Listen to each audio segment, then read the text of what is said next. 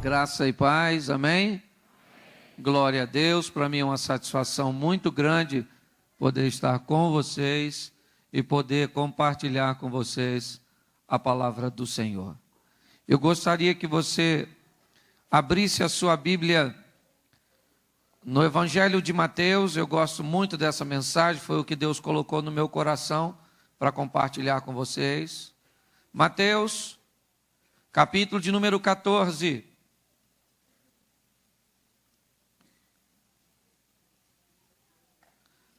A partir do verso de número 22.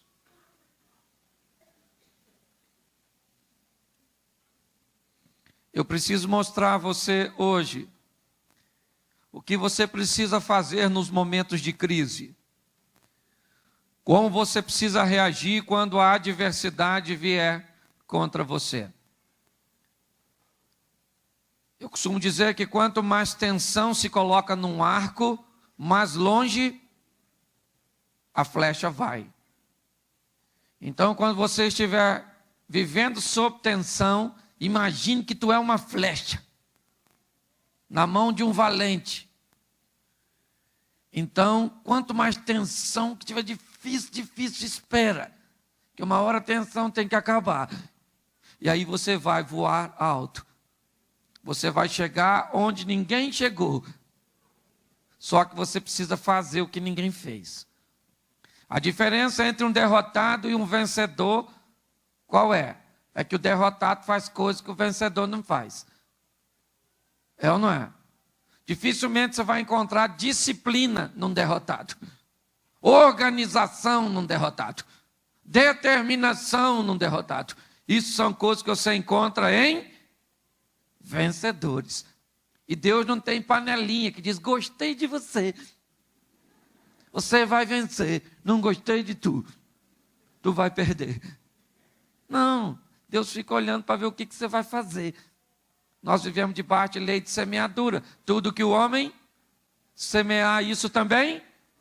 Então o segredo é você fazer algo de novo. Para a sua vida, por você mesmo. Aliás, o maior inimigo que você tem não é o diabo. Sabia disso? Aliás, eu deveria recomendar a você. Compre um espelho do seu tamanho. E todo dia de manhã, antes de fazer qualquer coisa, tem uma conversa com aquela pessoa que vai aparecer lá. Olhe para aquela pessoa e diga, você quer acabar com a minha vida. Você quer me destruir, eu sei que você quer, eu sei, você é perigosíssimo. Só não te mato porque é suicídio. Porque se você notar, o grande adversário que temos, somos nós mesmos. É ou não é? Então o que você faz quando as outras pessoas estão fazendo coisas diferentes? Porque hoje o objetivo da humanidade é uniformizar nossa mente. Pense o que todo mundo está pensando, fale o que todo mundo está falando, faça o que todo mundo está fazendo. Jiquiti, jiquiti, jiquiti. Não quero que a gente pense. É ou não é? A internet traz tudo pronto. Essa é a era que nós estamos vivendo. Então nós vamos dar uma olhadinha nesse texto. Mateus 14. Eu vou te mostrar 3 homens. E 4 atitudes. Mateus 14, 22. Diz assim a minha tradução. Logo a seguir, compeliu Jesus os seus discípulos a embarcar e passar adiante dele para o outro lado, enquanto ele despedia as multidões. E despedidas as multidões, subiu ao barco, subiu ao monte a fim de orar sozinho. Caindo a tarde, lá estava ele só. Entretanto, o barco já estava longe, a muitos estádios da terra, açoitado pelas ondas, porque o vento era contrário. Na 4ª vigília da noite, foi Jesus ter com eles, andando sobre o mar. Os discípulos, ao vê-lo andando sobre as águas, ficaram aterrados e exclamaram, é um fantasma! E tomados de medo, gritaram. Mas Jesus imediatamente lhes disse, tende bom ânimo, sou eu, não temais. Respondendo-lhe Pedro, disse, se és tu, Senhor, manda-me ir ter contigo por sobre as águas. E ele disse, vem. E Pedro, descendo do barco, andou sobre as águas e foi ter com Jesus. Reparando, porém, na força do vento, teve medo e, começando a submergir, gritou: salva-me, Senhor. E prontamente Jesus, estendendo a mão, tomou e lhe disse: homem de pouca fé, por que duvidaste? Subiram ambos para o barco, cessou o vento, e os que estavam no barco o adoraram, dizendo: verdadeiramente és filho de Deus. Feche os seus olhos. Senhor, em nome de Jesus, continua falando conosco. Usa-me como um canal de bênção. Em nome de Jesus, amém. Glória a Deus, amém? Quero falar com você sobre pessoas diferenciadas. Pessoas que vivem acima da média. Pessoas que são capazes de fazer o que os outros não fariam em situações comuns. O texto diz no verso 22, logo em seguida, isso é na minha tradução, compeliu Jesus. Na minha tradução está compeliu. Tem alguém que não está com a tradução compeliu, tem outra coisa? Levante a mão assim. Qual a sua tradução, irmão? Hein? Insistiu. Tem alguém com outra que não é insistiu? Ordenou. Tem alguém que não é outro? Obrigou. Tá bom aí. Compeliu, insistiu, obrigou, mandou. O que indica que os discípulos não estavam a fim de entrar. Porque senão ele não precisava de obrigar. Ele falou: quero todo mundo nesse barco. No barco. No barco, estou mandando, não estou pedindo, estou mandando. Entra no barco. Vocês não são meu discípulo, tem que obedecer. Entra nesse barco agora. O discípulo tinha inúmeros motivos para não querer entrar no barco. A última vez que estiveram no barco, quase que morreram afogados. Onde Jesus estava dormindo, lembra? E pior, da outra vez, Jesus estava com eles. Se afundasse para eles, afundava para Jesus. Dessa vez Jesus disse: vão vocês que eu vou depois. Depois como? Se tinha um barco só. O discípulo pensará: agora ele está querendo matar a gente mesmo. Agora... Não, é porque cada momento com Jesus, recebemos de Jesus uma lição. As adversidades não estão aí para te destruir, estão para te educar, para fazer você crescer, gente. Tem que aprender, levantou de manhã, tem que ser bem-humorado, animado. É ou não é? Levantou de manhã, tem um montão de estrume do lado da sua cama, o que você pergunta? Cadê meu cavalo? Cadê meu cavalo?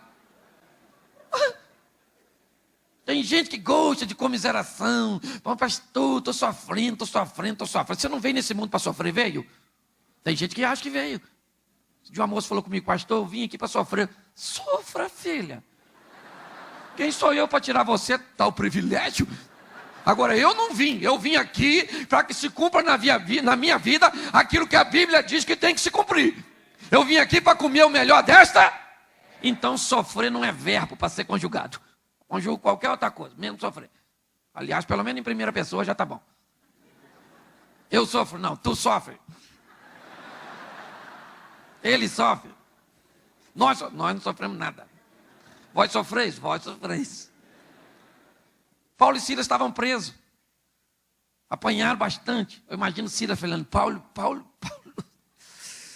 Paulo, bem que falaram, não anda com Paulo. E Paulo falando: cala a boca, Silas, cala a boca. Nossa, não, lá na prisão os dois resolveram conjugar o verbo adorar, porque a decisão é sua. É ou não é? Então o que você vai? Olha só, Jesus falou: entra no barco. No barco. E os discípulos entraram. Jesus falou: pode ir que eu vou depois, mas não disse que horas ia. O texto diz que o vento era... Quem mandou eles irem? Jesus. Jesus tinha autoridade sobre vento e mar. Então, se eles estão obedecendo, o vento tem que soprar para onde? Por que está soprando contra? Porque Jesus quer dar lição. Ensinar o discípulo. Era ruim, uma turma ruinzinha de aprender. A vida é assim, quanto menos você aprende, mais difícil fica. Deus manda uma lição, tu não aprende, ele diz: essa foi pouco, tem que mandar uma pior. E aí, gente, você tem que saber que você veio para ver. Esse dia uma senhora falou comigo: pastor, minha vida acabou. Eu falei: sério? Por quê? Meu marido morreu, você não soube não? Eu falei: soube, mas a frase está errada, acabou, foi a vida dele. A senhora ainda está legalzinha, dá uma ajeitadinha na carcaça. A senhora casa de novo. Ela falou: o senhor acha? Eu falei: acho. Lá foi ela, toda empinadinha. Eu estou aqui para colocar as pessoas para frente, meu irmão. Estou aqui para puxar ninguém para trás, não. Então os discípulos entraram e foram. Quando de repente o mar fica grosso, revolto, a água querendo entrar, e eu imagino eles conversando. Ele vem. Alguém falou, vem. Ele falou que vinha. Mas quem vai entrar com ele nesse mar? Falou, mas ele falou que vem, ele vem. Só ia despedir o pessoal lá. E orar um pouquinho, estava vindo. Escurece, cadê? Gente, ele não vem não, hein? Ele vem não. Duvido que ele vem. Água entrando, nem todo mundo era pescador, Mateus era cobrador de impostos, não sei nem se ele sabia nadar. Aliás, quando a situação fica difícil, a adrenalina entra, é cada um. Eu imagino naquele barco, Pedro, que era o dono, jogando a água para fora com a cumbuquinha. Era o homem da energia, o Pedro. João não era o homem da energia, era o homem da oração. Jeová Jireh, eu não posso morrer não, poxa. É ou não é? Tomé era quem? O incrédulo, deve ter pensado o quê? Falei para a gente não vir. Natanael era o exigente, deve ter falado o quê? Falei para a gente vir num barco maior. Cada um reage de uma. O Judas Iscariotes era o tesoureiro, deve ter pensado o quê? Se isso afundar vai ser um prejuízo tremendo, hein, gente? André era o brincalhão, André era aquele que estava de olho no lanchinho do garoto, a multiplicação dos pães. Falou para Jesus, tem um garotinho aí com 5 pães e 2 peixinhos. Tinha mais de 5 pessoas, 5 mil para comer. André estava de brincadeira, de olho no lanche do garoto. Jesus aqui foi na brincadeira de André e criou o primeiro McFish, o sanduíche de pão com peixe. Então, quando a adrenalina entra, cada um reage de um jeito. E lá estão os discípulos dentro do barco, escureceu. O texto diz que na 4ª vigília da noite, tu sabe que horas é isso? Tu deve estar pensando, pastor, não sei nem que hora é a primeira vigília. Eu vou saber que hora é a 4ª. Ela começa às 18 e muda de 3 em 3. De 18 a 21, a primeira vigília. De 21 a meia-noite, segunda vigília. De meia-noite às 3, terceira vigília. De 3 às 4ª vigília. Aí ora a primeira, ora a segunda. Ou seja, Jesus foi encontrar com eles a partir das 3. Tudo escuro. Medo. Quem é que vem literalmente tirando onda? Andando em cima da água. Queria ver Newton olhando isso. Isaac Newton olhando isso. Ele andando em cima da água. Quando ele está chegando, alguém gritou, fantasma! Vê-se coisa de alguém gritar, a turma está com medo. Ninguém correu. Não tinha para onde correr. E começou a gritar, fantasma! E não tinha mulher não, hein? Só machão. Aí Jesus falou, calma, gente. Que fantasma o quê? Sou eu. Aí Pedro, sempre ele. É sobre ele que eu quero falar. Se aproxima da beiradinha do barco, olha, madrugada, tudo escuro, ventando, mar sacudindo, neblina, tudo. É o senhor mesmo? Ele não tem nem certeza. Aí, se é o senhor, manda eu ir aí, poxa. O que o pessoal falou? Tá doido. Qual era o local mais seguro nessa ocasião? Qual era? Se você estivesse lá, onde você ficaria? Esse é o problema. Você quer viver os milagres de Deus, mas não quer sair do barco. Você quer viver a glória de Deus, mas quer continuar na mesmice. O milagre de Deus não está no barquinho que você está vivendo, está lá fora. Está na hora de você fazer o que nunca fez, para você viver o que nunca viveu. Está na hora de você botar a mão na massa e agir, para que aconteça na sua vida coisas que nunca aconteceram. Pedro falou, eu quero ir aí. Ele era sócio do Tiago e João, que deve ter pensado o quê? Deixa ele ir. Ele não quer ir. Porque eu aprendi uma coisa. Quem não sai do barco detesta ver você saindo. Aliás, quem não sai do barco torce para você afundar. Quando tu sai para fazer algo de diferente, o que o pessoal, quem não sai, fica falando? Afunda, afunda. Afunda, afunda. Que dói muito nas pessoas que não têm coragem de fazer algo novo, não têm ousadia, e aí continua na mesmice. Pedro falou, eu quero ir aí fora. O que Jesus falou? Pedro, que isso, Pedro? Vim aqui, para andar em cima d'água tem que ter um conhecimento milenar. E só eu detenho tal conhecimento. Foi isso que Jesus falou para Pedro? O que Jesus falou para Pedro? Vem, filho, queres andar sobre essa água? Vou financiar seu projeto. Parei para te esperar. E o discípulo olhando, será que ele vai? Ele vai. E Pedro ousado, gente. Isso que eu gosto, ousadia. Está na hora de você fazer umas coisas diferentes para você mesmo. Tu não estuda e quer tirar umas notas boas. Aí, na hora da prova, põe a mão em cima da prova, Senhor, Deus poderoso, eterno, longânimo, preciso tirar uma nota boa, Deus fica olhando. Não posso fazer nada por ele.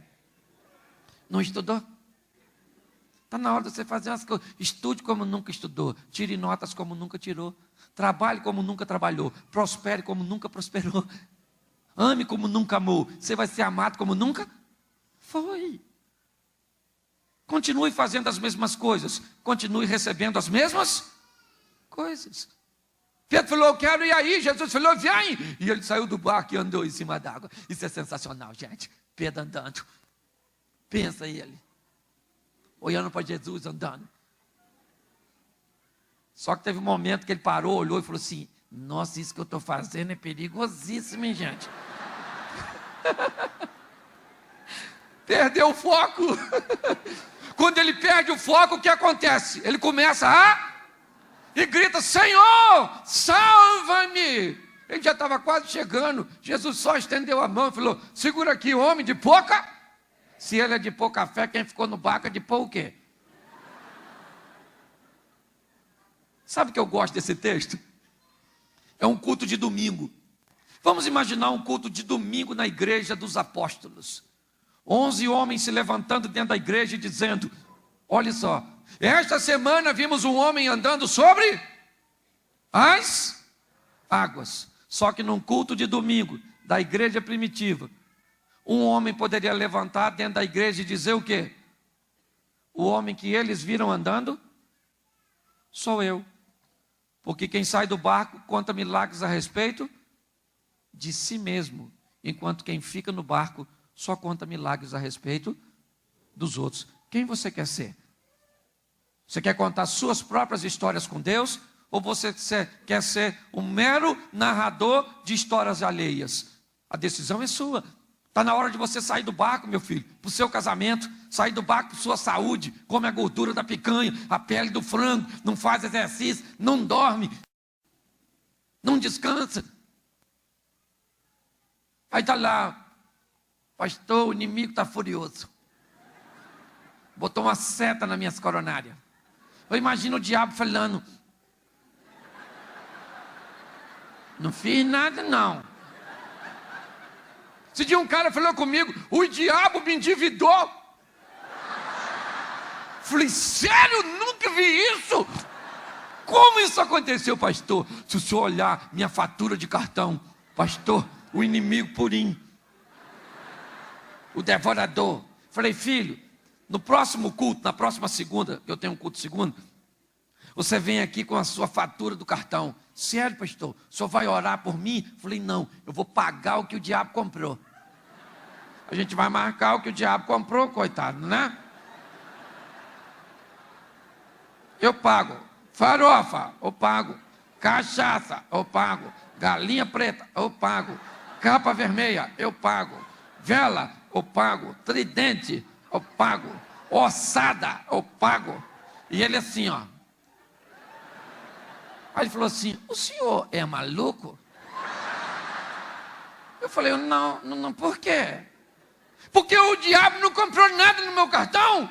Falei, então você traz a fatura assim mesmo, que eu vou mostrar para você o nome do devorador, o CPF do devorador e o endereço do devorador lá no seu cartão.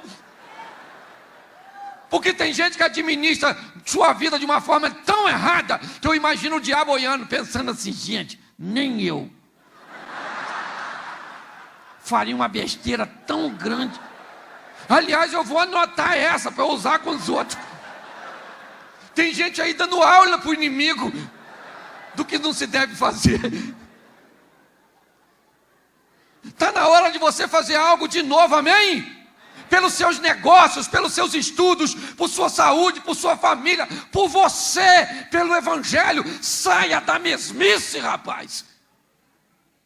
Faça algo de novo. O que é que eu tenho que fazer? Se eu souber o que tu tem que fazer de novo, eu ia cobrar para falar, porque aí é consultoria. Já me basta saber o que eu tenho que fazer de novo. Quando eu fui pregar, eu falei, Senhor, só me dá umas palavras que o Senhor não está dando para os outros. Umas maneiras esquisitas de pregar. Deus falou, toma. Aí eu ganhei. Tem gente que não gosta quando eu estou pregando, sai. Eu não tenho problema com isso. Quando eu estou pregando que alguém sai, sabe o que minha mente pensa? Está tão bom que ele foi chamar mais gente. Ué, pare e pense. A Bíblia diz, se os seus olhos forem bons, seu corpo anda na luz. Esse dia eu fui pregar no interior, o cara falou, o senhor mora no Rio de Janeiro? Eu falei, moro, o senhor parece mineiro, mas sou carioca e flamenguista, entendeu? E aí ele falou, o Rio de Janeiro é muito violento. Eu falei, não, eu falei, não é, lá tem bala perdida. Eu falei, a Bíblia tinha flecha perdida. Ele disse, a Bíblia fala isso, mas o Rio de Janeiro é muito violento. Eu falei, não é, violento era o Jardim do Éden. Ele disse, por quê? Eu falei, porque Caim matou Abel, morreu 25% da população num dia só. Ele falou, não dá para conversar com o senhor não, dá não. Já vi que os caras vêm com as ideias comigo. Esse dia o cara encontrou comigo e falou, pastor, o senhor não é a favor do aborto? Eu falei, não, só é a favor do aborto quem já nasceu. Pergunta quem vai nascer, se é a favor. Ele falou, mas o senhor tinha que ser. Eu falei, sabe que eu não queria que fosse a favor do aborto? Ele falou, não. Eu falei, sua mãe. E se ela fosse a favor do aborto, eu não estava tendo essa conversa indesejada agora. Ele virou as costas e foi embora. Oh, tá, gente, eu preciso impulsionar você a fazer algo de novo. Quem é a mulher que está aqui que o marido não está? Levante a mão. Só a senhora que está. Isso. Chega em casa hoje. A senhora vai sair do barco. Fazer o que nunca fez. A senhora vai pegar seu marido. Vai pegar ele, mas vai pegar ele assim, bem desprevenido. Agarrar ele com violência. Como uma presa é agarrada pelo predador. A senhora pega ele, puxa, beija na boca dele. Beija na boca dele, mas beija na boca dele. Beija, beija. Quando ele fizer assim, ó, ele vai falar assim, o que é isso? Você fala, saí do barco hoje. Sabe o que ele vai falar para a senhora? Vou afundar esse barco para você nunca mais voltar. Está na hora de você fazer algo de novo, gente. Para você viver o que nunca viveu, é assim que funciona. Posso ouvir um amém? Amém. Isso. Eu preciso te mostrar o segundo indivíduo. Abra sua Bíblia. Livro do profeta Samuel. Primeiro livro do profeta Samuel. Dá uma olhadinha, capítulo 17. Verso de número 24.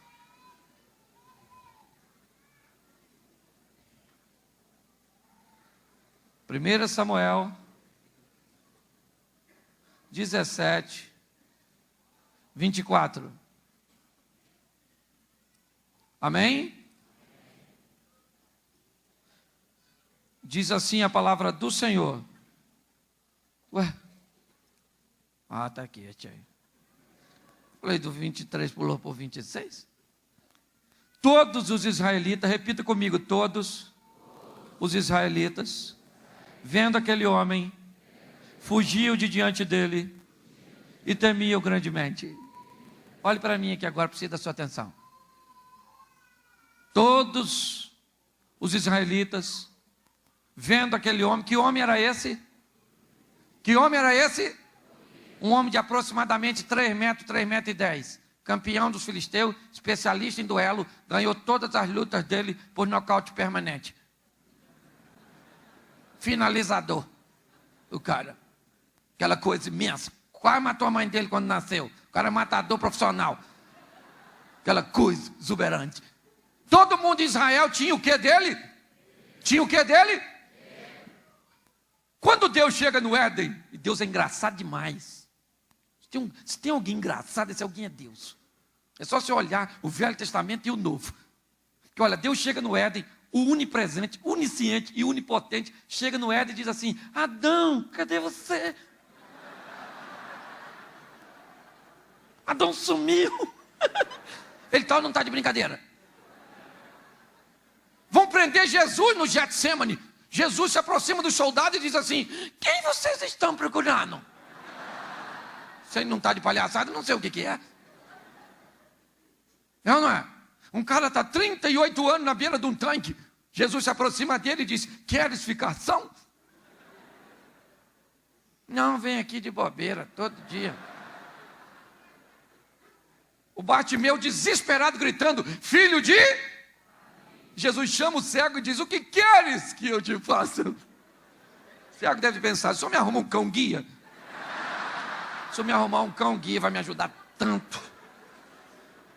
Então você acha que Deus não tem bom humor? Vai ler a Bíblia. Todo mundo olhava para o gigante e sentia. Gente, gigante não é lugar para posicionar seus olhos. Seus olhos têm que estar no Senhor. Amém? Seja o problema pequenininho ou grandão, não fica olhando para problema. Problema não é lugar de botar sua atenção. Se você olhar para o problema, você vai ter medo. Olhe para Deus e o problema diminui. Olhe para o problema e ele cresce. Todo mundo olha, que gigante, gente, grande, hein? Os mais religiosos diriam: benza a Deus. Que gigantão. Só que lá em Israel tinha um garoto. Tomava conta de umas ovelhinhas. Valente, rapaz. Um menino. E agora esse menino chega, depois de 40 dias que o gigante saía assim, ó, das fileiras dos filisteus, no vale, e falava assim para Israel: tem algum homem aí? Se tiver, vem aqui, meu filho. Duelo. Eu, você e eu. Os homens de Israel falavam a mesma coisa que vocês estão falando agora. Nada. Ele está chamando um para lutar. Ele não tem juízo não, esse grandão. Eu tenho família, hein? Mas vale um covarde vivo que um herói morto. Nem ligo. Lá. Deixa ele chamar. Quero para... No 40º dia, todo dia, esse gigante falava: quero um homem. Acho até que era um cara esquisito. 40 dias pedindo um homem para ele. Precisa rever seus conceitos, esse tal de Golias. No 40º dia, quem é que chega no Vale de Socó? Com o jumentinho, queijinho, pãozinho e leitinho. Estacionou o jumento dele e perguntou para o irmão mais velho: como é que está aí a guerra? O irmão falou: tudo sob controle do gigante. O gigante ao centro, tem um cara grande aí, Davi. Menino. Nesse exato momento que Davi está conversando com o irmão, quem é que sai? Golias, no horário certinho. E gritou: tem algum homem aí? Todo mundo. Se tiver algum homem aí, cai na roda. Todo mundo quieto. Davi falou assim: hã? O irmão dele falou: cala essa boca e vai apacentar as ovelhas do papai, seu pretensioso. Davi falou: o que é que eu fiz? Se desviou do irmão, chamou alguém e falou: o que é que vão dar para quem matar esse gigante? Alguém falou: fica rico, mas tem que estar vivo. Segundo prêmio, casa com a princesa, a Mical, japonesinha. Se não era japonesa, tinha nome, Mical. Não. Terceiro prêmio, a casa dele nunca mais paga. Davi falou: pode falar para o gigante que eu arrebento ele. Porque quando todo mundo está olhando para o gigante, não se escandalize com o que eu vou falar agora não, hein? Que é meio escandalizador. Todo mundo está olhando para o gigante. Davi falou: quem é esse circunciso? Todo mundo olhando para o gigante. Davi está olhando para onde? Esquisito, né? Todo mundo olha para o gigante, Davi para a circuncisão. Mas por quê? A circuncisão dizia algo para um homem de Israel: Deus é contigo, Deus tem aliança com você. Não olhe no tamanho do adversário, olhe no tamanho do teu Deus. Você precisa colocar isso. Davi olha para a circuncisão e falou assim: eu sou circuncidado e ele não. Nesse momento, Golias se perde, amaldiçoa Davi por todos os seus deuses. E ele comete uma infração gravíssima. Pois Davi era descendente de Abraão, e Deus prometeu que todos que o abençoassem seriam, e todos que amaldiçoassem. Davi pensou: acabou de morrer. Está em pé aí à toa. Mas Davi diz: eu mato esse gigante. O que o pessoal falou? Maconha. Está pancado, mano. Fumou um pedrão de crack. Porque todas as vezes que você sair do convencional, vão dizer que você enlouqueceu. Toda vez que Deus te inspirar para fazer algo de novo, de diferente, as pessoas vão criticá-lo, não vão entender. E não queiram que elas te entendam. Aliás, quando Pedro saiu do barco, quem foi atrás dele? Ninguém. Quando Deus mandar você fazer algo diferente, faça. Quando Deus te inspirar, faça. Não espere ser ovacionado. Não espere que as outras pessoas vão aplaudir você. Mas faça, porque você verá o que vai acontecer na sua vida. Davi diz: eu quero matar o gigante. Alguém falou: leva esse menino para Saul. Fazer um toque psicológico. Ele não está bem. Pegaram ele e falou: Saul, que ele precisava da autorização do rei para ser o representante legal de Israel. Como não tinha outro, falaram: Saul, esse menino aí, ó, músico, falou na frente de todo mundo que mata o gigante, olha. Convence ele aí. Saul falou: Davi, deixa eu falar uma coisa para tu. Quanto a esse gigante, você não pode ir. Não pode ir. Ele é matador desde garotinho. Quase matou a mãe. E esse cara, você não vai ganhar dele. Entendeu? Aliás, tu vai me causar mais problema, porque é você que toca para me dormir. Não tem Gadernal, Lexotan, Diazepam. Você morre, aí é que eu não durmo, garoto. Vai para casa, vai para casa, vai para casa. Davi falou: calma, calma, Saul. Falou uma coisa para tu. Presta atenção aqui, agora no que eu vou falar para tu, Saul. Estava eu apacentando as ovelhas do papai. Quando numa determinada ocasião vem o urso. O urso veio e falou: eu vou pegar uma ovelha. Eu falei: aqui tem pastor. O urso não acreditou em mim, partiu para dentro e matei o urso. Em outra ocasião, um leão que não sabia do óbito do urso. Falei: olha, já tem aqui um morto aqui, isso vai dar problema com o Ibama. Mas se pegar uma ovelha dessa, o leão não acreditou, eu matei o leão. Então vou logo falando para tu, Saul. Eu matei leão e urso. E esse gigante vai ser como um deles. Deixa eu falar uma coisa para você. Uma perguntinha básica. Você chegar aqui hoje, quantos leões e urso você já venceu na vida? Então não é esse que você está enfrentando hoje que vai te derrotar. Porque o Deus que te deu vitória lá atrás continua o mesmo para te dar vitória hoje. Deus não muda. Ele é fiel. Amém? É isso que Davi está falando. Ele mexeu na sua memória. E a memória dele tinha registro de vitória. Pode falar com o gigante que eu rebento ele. Saul falou: então vai com Deus, prazer ter te conhecido. Vai embora, garoto. Vai com a minha armadura. Davi veste a armadura de Saul, não dá para andar, porque ele não estava acostumado. Falou: Saul, não dá para ir com isso não. Mano. Tem uma coisa que eu tenho que ter na frente do gigante, é mobilidade, possibilidade de fuga. Vou ficar igual o Mané lá. Tirou aquela indumentária. Aliás, a veste de Saul jamais serviria para Davi, pois Saul era um covarde, simulado, mentiroso. Davi era um valente, comprometido com Deus. Davi tira aquilo, passa no riacho e pega quantas pedras? Por que ele pegou 5? Porque estava ele o direito de errar, gente. Se leva uma só. Vai dar tudo certo. E se tu errar? Corre. Não, nem sempre as coisas vão sair. Esse dia eu fui pregar numa igreja no interior do Rio, tinha gente pendurada até na janela. E o povo canta o jovem, canta as crianças, canta o dueto, canta o trio, o quarteto, cantou o ministério de louvor, cantou os visitantes, cantou os vizinhos. Falei, gente, isso é uma igreja ou um viveiro, meu Deus do céu. Nunca vi cantar tanto assim. Que hora eu vou pregar? O culto acabava às 9. Sabe que hora me passaram a palavra? 9h15. Agora vamos ouvir a poderosa palavra do Senhor. Eu com a pedra desse tamanho para atacar nele, que era um esboço. Botei o esboço assim. Abri a Bíblia. Falei, Pai do Senhor, acabou a luz.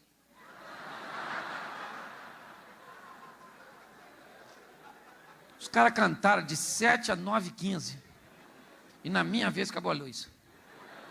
Como é que eu ia pregar com aquele montão de texto? Fechei o esboço, errei aquela pedra, mas eu tinha outra. Abri num salmo, recitei de cabeça. Fiz uma pregação romântica, porque acenderam as velas. Botei Jesus como um galã. De olho nas almas. Gente, foi sensacional. Preguei, quando eu falei amém, a luz voltou, cantaram 2 hinos para acabar o culto. Então nem sempre as coisas vão acontecer como você espera. Você tem que ter uma reserva nessa sua sacola, uma reserva de fé. Amém? E agora Davi vai enfrentar o gigante. Chegou lá no vale, aquela coisa imensa já está lá. Aí chega o garotinho. Tiradeira, bolsinha e um pedacinho de pau. Cadê o adversário? Golias falou, hã? Isso aí? Nunca encarei um cara tão fraco. Está morto. Ah, garoto! Ficou nervoso, ofendido. O oponente tão assim magrelinho. Falou, ah, garoto, vou matar você, menino. E não vou deixar nem ter enterro. Eu vou abrir você e as feras vão vir te devorar. Imagina o pessoal conversando. Conheceu ele? Menino bom, rapaz.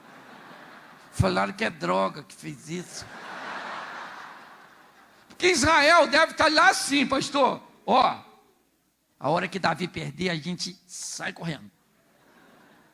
Os filisteus devem estar assim, ó. A hora que o Golias ganhar, a gente corre atrás.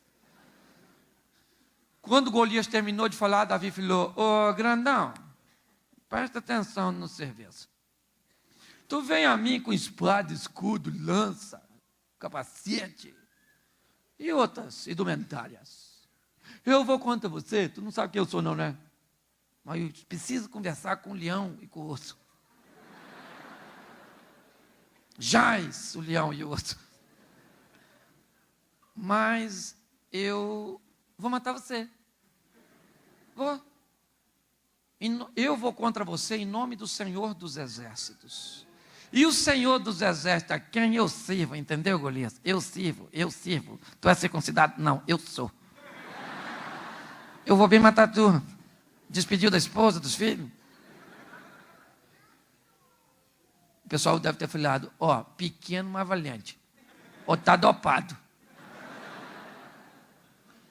Nesse momento, gente, se tivesse uma bolsa de aposta em Israel, você ia apostar em quem? Ia perder seu dinheiro. Tu ia apostar no Golias. A visão não era muito animadora. Mas Davi tinha um plano. Dar uma pedrada naquele cabeção. Eu gosto disso. Por que ele usou a pedra, pastor? Porque ele era especialista em dar pedrada. Se você quer ser vencedor, seja bom naquilo que você faz. Faça com excelência. Ele era perito na pedrada. Pegou aquela pedra e falou assim, vou dar-lhe uma pedrada naquele cabeção.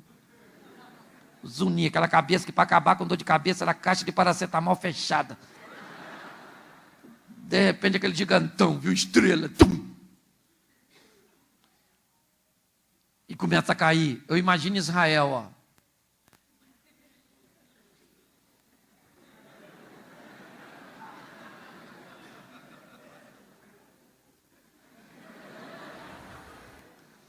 E os filisteus.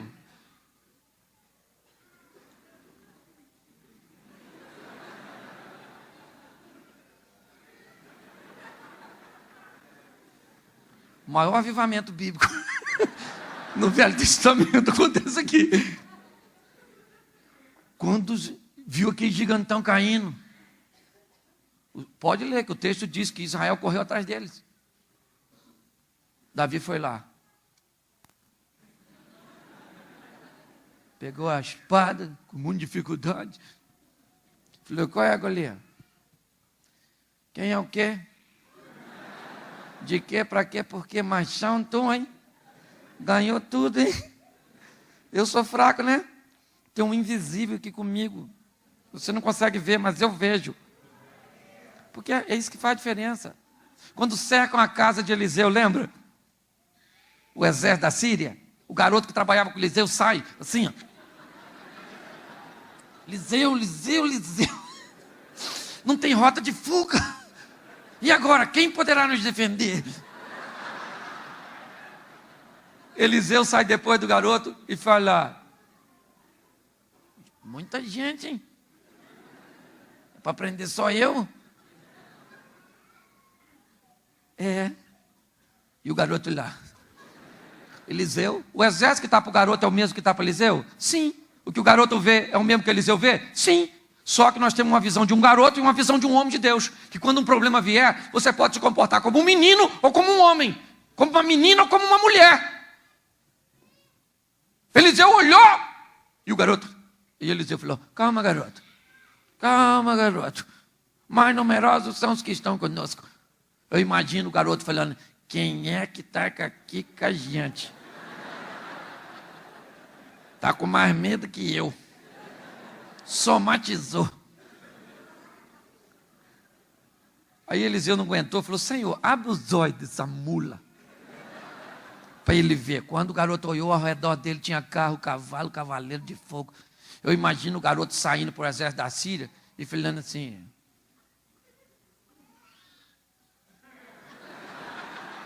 vem. Quer vir? Vem aqui, cavaleiro de fogo. Fica aqui. Porque problema só é problema se você estiver sozinho. Mas se você tiver a sombra do onipotente, cadê o tamanho do problema? É assim que funciona, gente. Sabe, nós temos que mostrar isso para o mundo. Os amigos de Daniel são jogados na fornalha, Nabucodonosor vai ver, tem problema com a ciência exata. Nós jogamos quanto?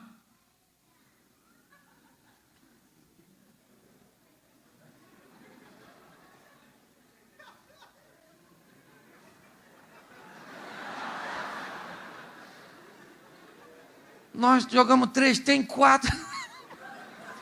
Gente, se multiplica. Os crentes não morrem. Eles são igual bactéria. Ou na verdade. Nabucodonosor chegou na porta da fornalha e falou para os garotos: rapaziada, dá um pulinho aqui fora. Se eu sou os meninos, eu ia falar: entra aí, Nabucodonosor. Tu não é Deus, irmão? Então para pensar.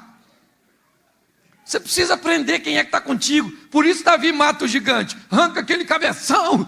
Entra no arraial com aquela cabeça. E a mulher tudo gritando: chegou o machão. Pensa. Que coisa linda. Por quê? Porque ele teve coragem de fazer o que ninguém estava fazendo. Último texto, rapidinho para me terminar, que eu estou em cima da hora. Juízes. Capítulo 6. Rapidinho. Verso 11. Amém? Então veio o anjo do Senhor, assentou-se debaixo do cavalo que está em Ofa, que pertencia a Joás a Birezita, e Gideão, seu filho, estava malhando trigo no lagar. Malhando trigo onde? Malhando trigo onde? Lagar. Quem aqui não sabe o que é lagar, levante a mão. Só para me falar o que é. Isso, não sabe, levanta a mão para saber. Porque senão a gente fala lagar, o pessoal fala lagar. Lagar, acredita? Mas o que era lagar? Deve ser a metade de uma lagarta. A mente vai por associação. Ninguém é obrigado a saber tudo. Língua portuguesa tem disso. Uma palavra tem um montão de significado. A palavra graça. Me ajude aí, nós somos salvos pela... Mas a salvação não é de... Mas eu queria saber qual a sua. Amanhã o culto na casa da nossa irmã. Queria dizer que você hoje está uma. Queria perguntar o que você está achando. De uma palavra só. Isso é língua portuguesa. Tem palavra que não diz nada e explica tudo. O que é coisa? Fala para mim o que é coisa. Ela não é nada, mas explica tudo. Se eu falasse para você, estou sentindo uma coisa estranha. Ou depois eu tenho bem uma coisa para te falar. Gente, a coisa tá feia. Já virou até verbo. Eles estão coisando. Isso é só para explicar lagar. Pregação da minha cultura. Lagar, um tanque para beneficiamento de uvas. Sabe aquele lugar que as uvinhas? Aquilo é um. Só que Gideão está malhando no trigo. Se malhava numa eira, um campo aberto, mais ou menos como secar café. O campo, ele não podia usar por causa dos midianitas. Então ele tinha um lagar. Ele precisava de uma eira, mas ele tinha um lagar. Ele precisava de uma eira, mas ele tinha um lagar. Ele precisava de uma eira, mas ele tinha um lagar. O ideal para ele era uma eira, mas a realidade dele era um. Então, vencedor aprende a encarar a realidade. Enquanto você não tem o seu ideal, trabalhe o que você tem para alcançar o que você deseja. Isso é coisa de vencedor. Sabe? Determinação. Era apertado malhar o trigo no lagar? Sim ou não? Era desconfortável? Mas era o que ele tinha. Há um tempo atrás eu tive um Corsa que se apaixonou por reboque. Quebrava, pensa um carro para quebrar, um Corsinha. A gás. Ele via um reboque, ele parava sozinho. Uma vez eu fui pregar numa igreja e o cara foi me levar no carro e falou: pastor, o senhor não tem vergonha de andar no carro desse? Não, eu falei: tenho. E por que o senhor não anda no carro melhor? Porque eu não quero. Porque isso aqui é a minha realidade, o meu ideal não é isso. E eu trabalhei muito tempo. Hoje eu ando no meu ideal, mas eu tive que trabalhar a minha realidade. Então, o que é sua realidade? Ela é dura, mas é sua. Ela é feia, mas é sua. Ela é pouca, mas é sua. Encare sua realidade. É isso que Gideão está mostrando. Malhe o trigo no lagar. Já que eu não tenho o que eu quero, então também não quero nada. Então morra. Perturbar outro. Encare sua realidade. Versículo 15, a gente termina. E ele disse: Senhor meu, com que livrarei Israel? Eis que a minha família é a mais pobre em Manassés, e eu menor na casa do meu. Gideão está conversando com quem? Com Deus. Olha a conversa do Gideão. Senhor, explicar uma coisa para o senhor. Eu acho que não visaram o senhor, não. Eu não posso liderar revolta contra Midianita, não. Porque eu não tenho dinheiro e nem a bênção da primogenitura. Eu estou na rabeira da cadeia alimentar. Você quer ser um vencedor? Você precisa aprender a vencer as limitações impostas pelas circunstâncias. Quando tudo diz que não, você também diz não. Tem gente assim. Não dá não, pastor. Um homem foi acusado de um crime que não cometeu. No julgamento, 3 votaram a favor, 3 contra. O juiz precisava condená-lo, porque era uma cidade pequena, não tinha outro suspeito, a cidade estava empolvorosa por causa de um crime, então tinha que colocá-lo na cadeia. E aí só que o juiz, as provas não eram tão contundentes, mas o juiz precisava incriminá-lo. Então o juiz quis dar uma de bonzinho e disse: rapaz, eu vou dar uma oportunidade para você. Eu vou escrever no papel absolvido, no outro condenado, você pega, essa vai ser a sua sorte. Só que o juiz escreveu condenado nos 2. O outro papel ia ficar com ele mesmo, quem quer questionar? O meritíssimo. O rapaz então, chega lá na frente, o juiz pegou os 2 papeizinhos e disse: pode tirar. E o rapaz falou: as circunstâncias são contra mim, mas eu sou inocente, Deus vai me livrar. O juiz pensou: duvido, não tem saída. E ele falou: Deus é Deus e vai fazer um milagre a meu respeito. O juiz pensou: se aparecer escrito absolvido num papel desse, até eu acredito no Deus dele. Abriu a mão e falou: tira. Quando o rapaz tirou um, o juiz imediatamente guardou outro. E o rapaz falou: para que todos saibam que eu creio no meu Deus, que Ele vai fazer o impossível para mim, e que ainda há uma saída, eu não quero nem saber o que está escrito nesse papel. Comeu.